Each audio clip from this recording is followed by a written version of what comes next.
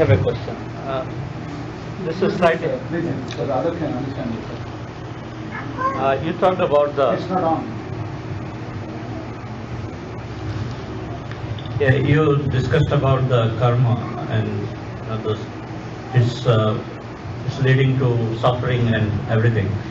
The question I have is how much does it's a standard problem of freedom of will and and how much does the Jivatma have a role in contributing to or towards building up this karma, and how much is it from the determinism part of it? There is a question whether Jivatma, according to Vedanta, Jivatma is the doer of action, karta they call it in Sanskrit, agent of action.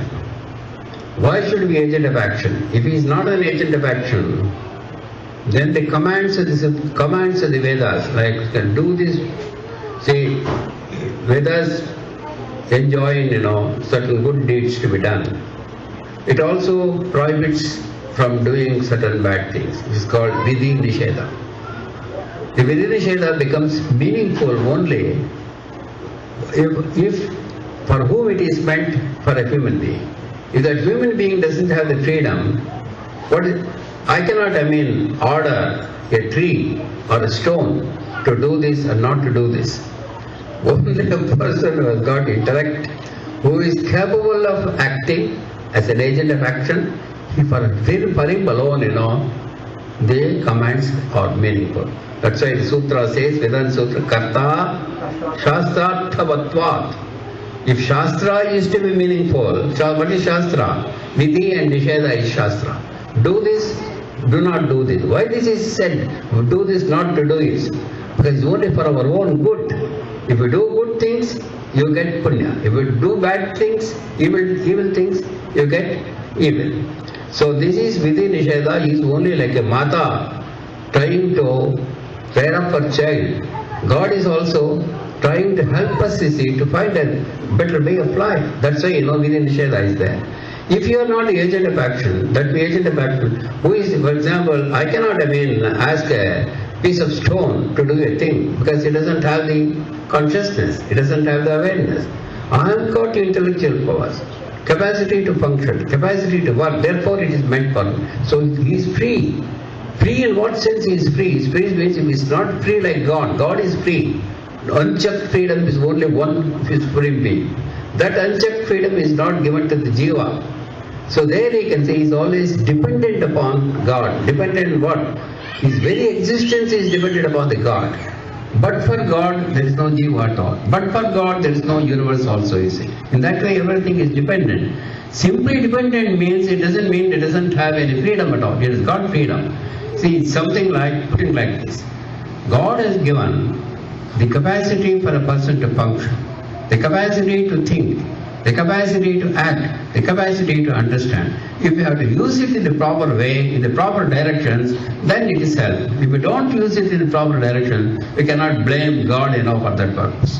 To that extent, he is not 100% free. He is free to act, but the result is only as a result of his action. It's not the responsibility of the God.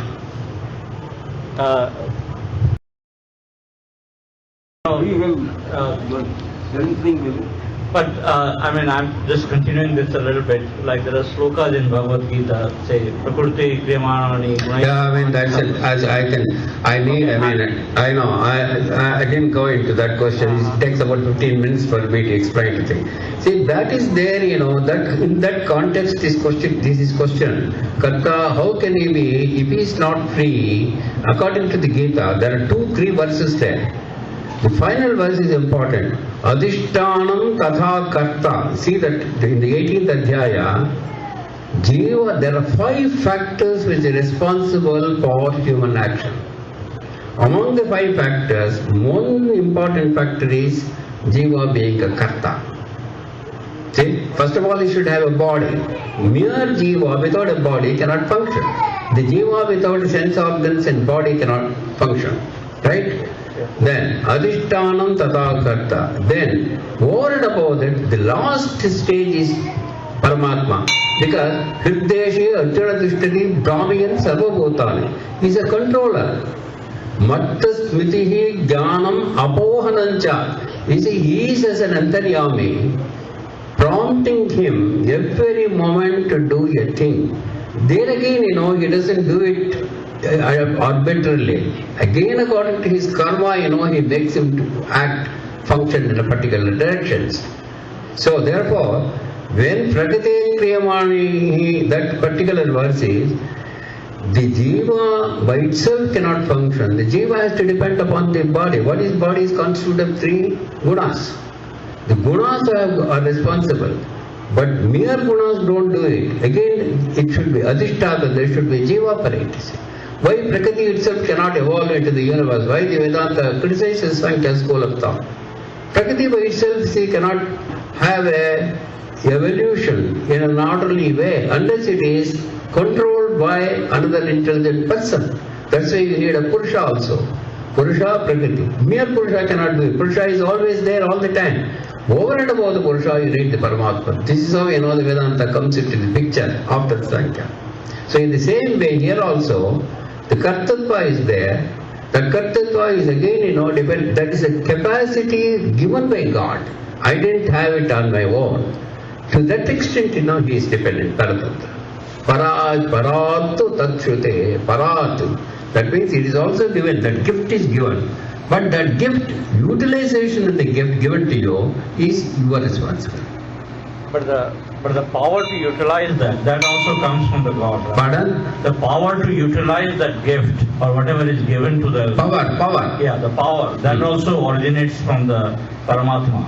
Power? Yeah. Huh? The power, No. the power to utilize. Your very existence is due to the God.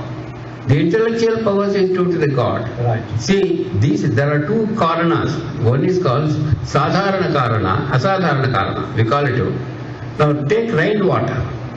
Rainwater is common to all the plants, right? For all the people. But the person who makes special effort to cultivate, with the help of the rainwater, that's not God's role. It's the person. He is the one who reaps the benefit of it. One is common cause. The common cause is every individual has been given, a body, sense organ and intellect. This is the cause. But the Vishesha Karana is the effort made by the individual. There, you cannot put the blame upon them. Well, I don't know. No, you need half an hour for this question. These are all offhand you people ask the questions without having the... I don't want to put you. Yeah.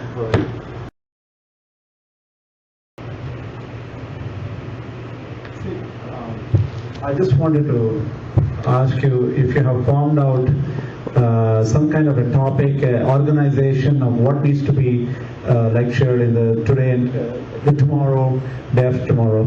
Just or if people have got some specific way of trying to understand the subject, it will be useful, I think. No, I just want the people tell me on what topic they want a lecture. You see, because I can go on talking. You see. And this is not my first experience. Hundreds of places I've been talking in USA. People come out in all kinds of questions having no bearing at all the subject which introduced. It's very common, with an audience. That's why it should be an audience which should have a particular theme in the mind, suggested to the speaker, and the speaker can concentrate on it and develop it and present it to you to the best of my ability, so much you can understand it. But offhand, asking questions on something unrelated, then you can go on even for 2 hours about this. Can I suggest to make it easy, should we just focus on the Vedanta Sutras and at least a few... No, that cannot be done in one lecture, Mr. Krishna. See, you know it, The Vedanta Sutras, if you want on Vedanta Sutras, how can even 565 sutras can be, even a fraction of it I cannot say it. You ask one particular subject, like for example, the Jiva's relation to Brahman. It's a very important question. Or the nature of Brahman. Or they say the nature of the sadhana. Very important. Even if you come to the nature of the sadhana, if I take, the bhakti yoga or upasana or vidya, that itself needs 3 lectures for me to explain to you.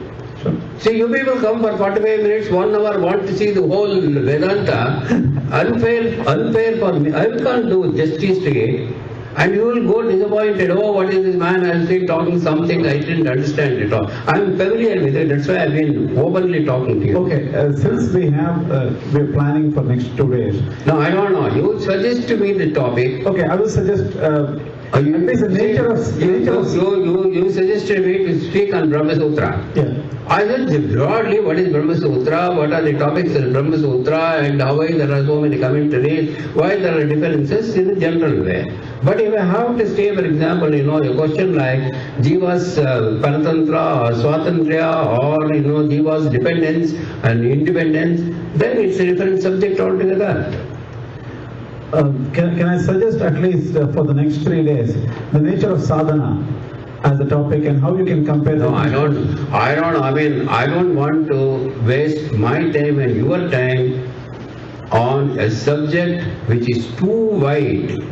You cannot do justice to it. I feel very sorry if I cannot do justice to a subject. Sir, So therefore, even if I sadhana, it cannot, now if we get to sadhana, I can speak on sadhana. Then I will have to go into the Gita, I say, Bhagavad Gita, away from the Vedanta Sutra. So would you like to pick a subject? No, I don't want. It's for the audience. Anything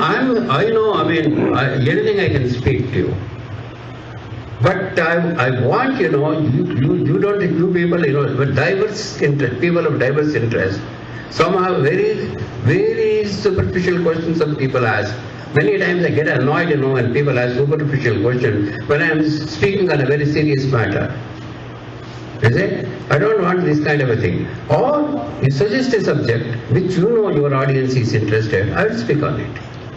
It's for you to decide.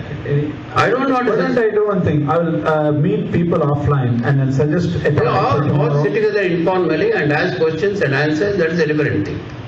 So come with your questions and one question for each person and but then again, not all people are interested in these questions. No, see, we have to go somewhere for, we have to have one format, otherwise there will be no format at all. So you have to accept for one format and go with it. No, you suggest a subject of talk. I prefer the nature of sadhana in the sutras. I prefer that, and then because people should know the pathway and different schools on the pathway. Somebody was interested to know about the Jiva's relation to Brahman. Where is That it? is a good question. That's a big I think Vidwani has one. What do you want to know in Vedanta? I want to know about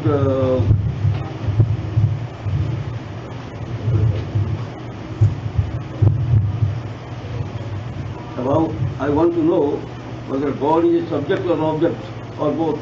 What? God is a subject or object. God is subject or object? God is a subject or at the same time object also. Why not? I don't understand. First of all, you have... God Vishaya hai kya Vishaya hai? God is Vishaya or Avishaya. If God is not Vishaya, He is a transcendental. That I want to... That is, you are going to Shankara's Advaita, that is. No, 1 second. Please. that I wanted to know. Subject. No, please. The question is very clear. Please give a very dispassionate view of what it is and how different. Is God a subject or an object or both? See, the real, the question should be, God is Vedya or Avedya? Vedya means? Please say. Is He knowable or unknowable? Knowable is God can be comprehended through Shastras. Is Shastra Vedya or not Shastra Vedya? How do you know there is a God? You have to know it only through the Agamas, through the scripture. Is He not? If He becomes an object of knowledge, then He becomes a Drishya according to Shankara's premise. What is Drishya is not Paramarthika. So you want to go into that controversy? Yeah. Drishya. No. This is one sort of a vakyartha for it. No, please, the thing is, No, I will not to waste my energy, on this kind of a... Swami, what I would request you is, people like to know what is the view of whether the God is object or subject, just as an understanding, because I know, please at least try to say... See, first of all, different you point of don't view. know what is subject, what is object.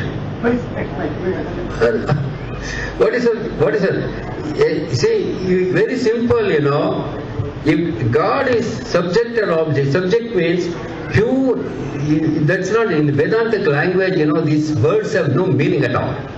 These are popular words, subject, object. What is, according to Vedanta, is God is Vedya, Avedya. Avedya, now take this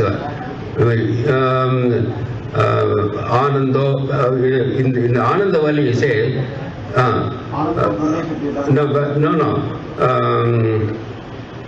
Manasa Aprapya, there is a word, Manasa Aprapya, no, in the Aprapya Manasa Saha, then no, the last one. Yato vacho nivartante aprapya. That's what you have in the mind. Yato vacho nivartante aprapya manasasaha. Why aprapya manasasaha means it is not an object of comprehension, mental comprehension, mental awareness. If it is an object of consciousness, according to Advaitic premises, whatever is object of knowledge, this is a better one, object of knowledge, Jnana Vishya. Is it Jnana Vishya, Jnana Avishya? That's how you have to put the question. See, this is to be put in the Shastric language, not in the common ordinary language. It makes no sense in philosophy. A precious side, these kind of things. If God is Jnana Vishya or not Jnana Vishya. If it is not Jnana Vishya, it is pure subject, pure subject. If it is Jnana Vishya, it becomes an object. According to Shankara's premise, Jnana Vishya means it becomes Drishya. Drishya means what is object of knowledge. Whatever is Drishya, that's Mithyanavana, Jagan Mithya. What is the hetu for it? Drishyatvat. Because it is an object of knowledge. If Brahman is an object of knowledge, then it becomes, this is how Ramanuja attacks. If Brahman is Drishya or not Drishya, if Brahman is not Drishya, then how do you comprehend him? Is it the object of Vedic knowledge? You have to say no. Shankara has to say no. If it is an object of Vedic knowledge, then it cannot be Brahman at all. It becomes Drishya. See, these are all the Vakyarthas, I don't want to go into Shatadoshini here, to explain to you. See, so therefore, the Avedyatva, that's a word which is Shankara uses. Avedya. Absolutely Avedya. See, in English, Western metaphysics, you have the word called transcendental. See, these people have been using transcendental. I hope there is no TM person here. I don't want to offend. Transcendental meditation is a misnomer. What is transcendental? What is beyond human comprehension is called transcendental. That's Western, according to Western metaphysics. You see, Atma is transcendental. Atma means Brahman is transcendental because it is beyond human. Then how do you know? It's only to be realized, directly realized. These words, Atmik Jnana becomes the only means of knowing it. When you directly realize that you are not separate from Brahman, Atmik Jnana, then there is an end of your avidya. Then there is liberation. So you say, it's going to be different. You cannot, if it is, my simple answer to you is, if it is not an object of comprehension, even Vedic knowledge, then such a thing doesn't exist at all, according to Ramanuja. Nirvishesha Vastu, take for example, why it is called Brahman is Nirvishesha? The very only major problem in Vedanta about Brahman is Savishesha, Nirvishesha. Nirvishesha, the same word as Nirguna, Nishkriya, Nishkalanka. Nirvishesha or Savishesha. Savishesha means what possesses attributes is called Savishesha. What does it not possess any attributes? Pure consciousness, Chinmatra. That is Nirvishesha. That is Avedya, Nirvishesha. then how do you know that it exists? It is to be realized directly. Aparoksha jnana, through aparoksha. Oh, who realizes? Who realizes? Unless there are two things, one is upasaka, another is upasya. If you don't accept the difference between upasya and upasaka, then how can you realize it? Who is the one who realizes? So, you can go on putting questions and ultimately, I can get you confused and I will also get lost myself. Let us try to understand the fundamental things, don't go into all these controversial things. I don't want to, make any comments upon these things. Can I ask? I want to ask a question for daily living. I think the one he asked about effort and explaining about doer and not doer, and what is the Vedanta's theory on that, because the four methods of being a non-doer that they talk about, the four. I didn't understand. Non-doer at all? Non-doer. Can you turn on this? Is that off? It's on. Hello? Yeah. So do and not do mode. So the four ways, all the four ways of yoga, jnana, bhakti and karma is telling you not to be doing it for yourself. Essentially, let it be done for you. So how does the effort fit into that? Still, I didn't catch what you have in mind. What I had in mind was that when we say I want to do this, Yes. or I go in a mode in which I don't say I want to do it, but it gets done. Vidhi Nisheda you are talking about? I'm talking a little bit off from the Indian philosophy to the Yaqui Indian philosophy, where they talked about, defined as a do and not do mode, in which they said a do mode is the one when you take the initiative, and not do mode is done when a guidance comes from above, which makes you take the initiative. Now in Vivek Chudamani, I read that one place, he talked about four methods which they prescribe by which you go in not do mode. And that's what I was trying to ask, if there's any comments you have. So that conflicts in a way with saying that I want to do this. Were you able to catch it? Yeah, karta and akarta, that's another way. Huh? Karta, akarta. One is the doing something. What exactly? Oh, that is a different thing you are asking about. Kartatva. Jiva kartatva. Yeah. The question is See, the thing is, when you do, in Karma Yoga, they say akartatva anusandhana, right? See, that is only see, this is what's called, even though, take for example, I am doing the prayer. Is it? What should be my attitude towards this rituals? One is ego. I do it. There you have the ego. Right. It is true, physically, scientifically. When I am doing a yoga, I am offering this oblation to the fire. I do, that's true, through my hands. But here the anusandhana should be, attitude, mental attitude should be, he is the one who making me do it for his own benefit. This is what's called sattvika tyaga. Tyaga is of three types. Right. One is ahankara, mamakara. The second is for a particular phala, fruit. Fruit, yeah. For that purpose. The third one is that the fruit that derived out of it is not for myself, it is for God's pleasure. See, when you do a karma purely for the pleasure of the God, then it becomes a dedicated karma. It's sattvic karma. When you do it for a particular purpose, for achieving certain goal for yourself, then it becomes selfish. That is not sattvika karma. That is what is called the rajasa karma, tamasa karma, I say. See, this is how they have it. Right. In doing the karma yoga, what is the way of doing the karma yoga is the important question. That's where this question. You are doing all right, but whatever you do, both the prescribed bits, whatever you do it as a dedication to God. don't think that I am doing, don't think it is for a goal, for a selfish purpose. Don't think that the karma belongs to me. Everything is God's. Put it in the hands of the God. But He is the one who is the Karayata. He is the one who enjoys the fruit of it. He is the one for whom this karma also belongs. It's called three kinds of tyaga. That kind of karma is called the sattvika karma. That is helpful for achieving the liberation.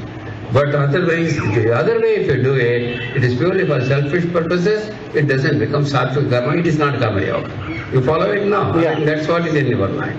Yeah. It's coming to the Gita question. no, but I was talking more than just karma yoga, because based on your three ratios which you are built with, Pardon? based on your body, as to what the three sattvic, rajasic, tamasic ratio you have, you may not feel karma yoga to be your way of doing things. And it could be either Jnana yoga or it could be Bhakti yoga. You see, don't mix up, Jnana yoga, karma yoga and this. First of all, understand what is karma yoga according to Gita. Right. Is it? Right. Karma means, ordinary sense, karma means an act, an action. Right, right. You walk from here there, that's a karma also. Right. You do a prayer before the God, that's also a karma. Right. You see. Now, in what form the Gita is trying to teach us, what form you should do the prescribed duties. Mm-hmm. The prescribed duty. Not you are eating or running or going to the office. You see, in the context of Moksha Shastra, the type of karmas which you have to do should be done in a particular way. The attitude, the mental attitude is the most important part of it. That mental attitude should be to shut off, that sense of ego, shut off the desire for the fruit, phalatyaga, Right. shut off, the feeling that it is my karma. Right. In the other hand, though scientifically it is you are the person doing it, you are doing it for a particular purpose. The karma is also belongs to you. But for purposes of, as make it a sattvic karma, you have to develop this mental attitude. That mental attitude is called sattvika tyagas. Okay. Alright? Yeah, good. Thanks. Yeah.